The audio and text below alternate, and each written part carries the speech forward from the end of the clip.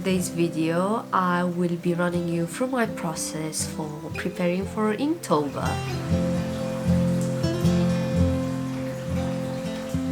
This is the first year that I decided to take part in this challenge, and I was doing some research online, and a lot of people seem to be preparing and planning their prompts before the actual challenge starts. So what I've been doing, I have a moleskin notebook, a very small one, and I've just been trying to plan some of my prompts, like really rough ideas and maybe some like really rough sketches and compositions. So I will be showing you what I've been planning, and then I will also be showing you the process through the first few prompts that I did. Okay, so it has very thin paper actually, and unfortunately the ink kind of bleeds through to the next page. But yeah, I'll just be showing my ideas and how I approached this. So first of all, I did a list with my goals. I just wanted to draw more regularly, and I wanted to try different styles, use different mediums, and experiment and push myself out of the comfort zone. Then I also made a list with all of the prompts, which I've been ticking off as I go. And then I just started generating ideas.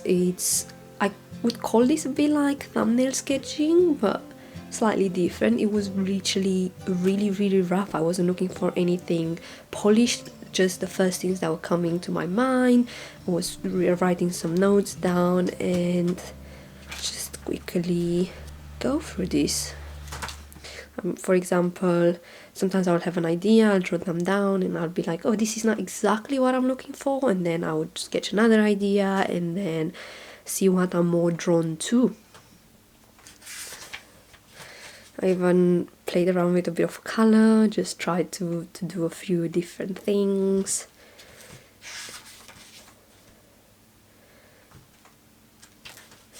And it was quite fascinating to me to see how these really small ideas turn into final illustrations.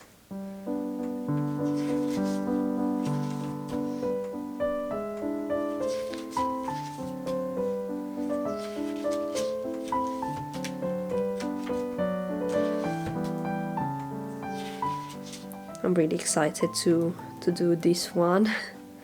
So that's it for the planning so far, and I just want to show you how these ideas translated. So it started from this really quick sketch, probably spend 1 or 2 minutes on it, and it turned into this. I really like this one. I took this cover from a more conceptual way, and I think it can have different interpretations as well. It can be discovering yourself, discovering something within yourself, something that feels slightly alien, and yeah, I think that's quite fun.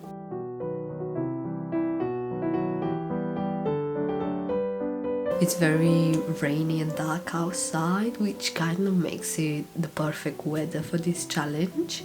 I apologize about my voice, I am a bit sick. I promise I don't usually sound like I've been smoking for 40 years. I've been waiting to get better, but I haven't really, so there I am. I'm just about to start drawing the actual first few days. I put on a nice cozy video, and I think I'm gonna do maybe the first 3 prompts, but I'll see if I have more time. I'll probably try to do a few more. So for the first day, I was actually testing the waters a little bit. This is not quite my usual style, but I wanted to push myself out of my shell.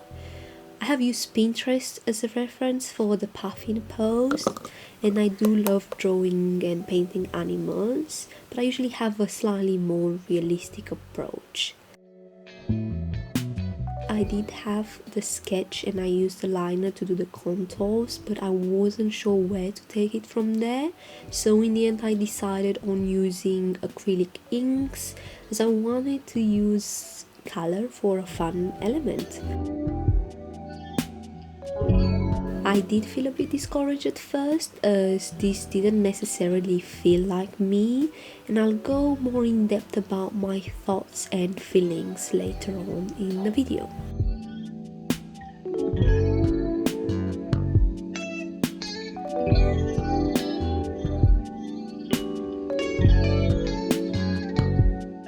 Now into day 2, I was itching to use this Strathmore tan paper for a while, so I decided to just do it now. I did have a graphite sketch for pretty much all of the drawings to make everything easier and to make sure I like my composition and that all of the proportions are right before I start inking, because there was no going back. For this one, I took out my fountain pen, which I only started using recently, but it has become an absolute favorite on mine, and let me tell you, it was so satisfying to fill up this portrait with all of these squiggly and curved lines and shapes.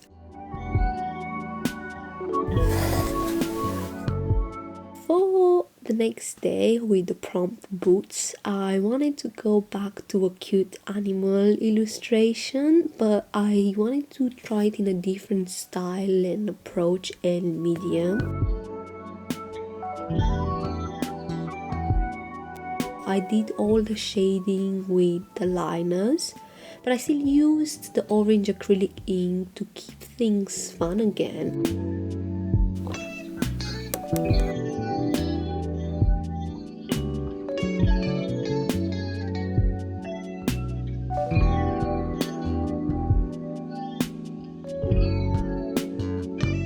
Day 4 had me a bit stumped. I didn't have any conceptual ideas for exotic, so I decided to turn this into a bit of a study page. I opened Pinterest and choose some images of exotic birds, and I tried to make a fun composition, a bit like a comic strip. I did have to contain myself from adding color to this one, but it might be something I will do in the future.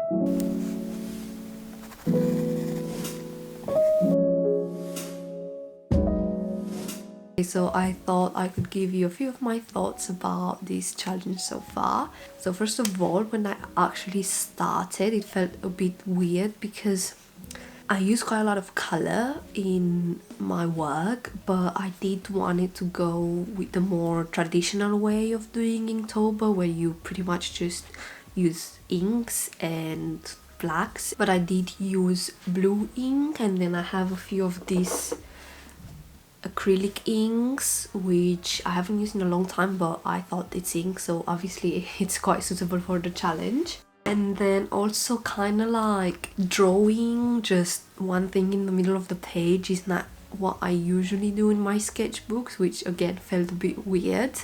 But yeah, I wanted to fit what other people are doing. I think that was the purpose of this challenge for me, to try something out of my comfort zone, to do something completely different than my usual style. Another thing, when I was looking at the prompts, some of them felt very uninspiring to me and I didn't really have many ideas. So for example, if we look at day 5 with the binoculars, I initially thought I don't know what to do for this, I'm just gonna draw some binoculars, and as I started doing it I was like, oh, this is so stupid, like there's nothing to it. And then I did persevere and I really liked the shading style, and it ended up being my favorite piece I've done this week for Inktober. So I think sometimes if the subject is not quite interesting enough, or the concept, let's say maybe you don't have such a strong concept, you can make it interesting and challenging enough for you by the shading and the style you are going with. So I think so far it's been a very good way to push myself out of this comfort zone. I am looking forward a bit to using some gouache and watercolor in the near future, but I have been enjoying just having a few materials that I have to grab sometimes it gets a bit overwhelming when you have oil pastels, soft pastels, oil colors, acrylics, watercolor, color pencils, and you just don't know what to pick.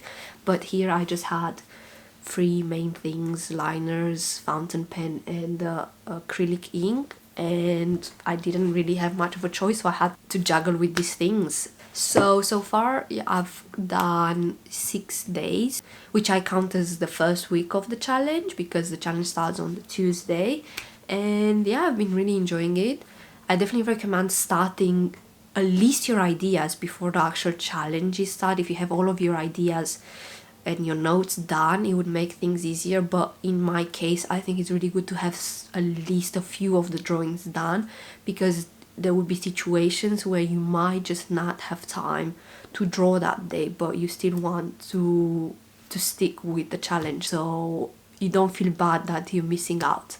Of course, you can also start a challenge, and if you miss a day, you can do 2 prompts in one day. No one stops you. You can do whatever you want, but for me, this worked particularly well so far. Also, I know a lot of people just buy a sketchbook for this challenge, or they use one sketchbook for the whole challenge, but I really like using different things. So I used 3 different sketchbooks, and I also used some loose paper, and to me this keeps things a bit more interesting because I have different sizes to play with, different textures, even different colors. I was using some tone paper, and I think that's one thing very important about this challenge: keep things interesting. I will give you another update midway through October to see where this is going.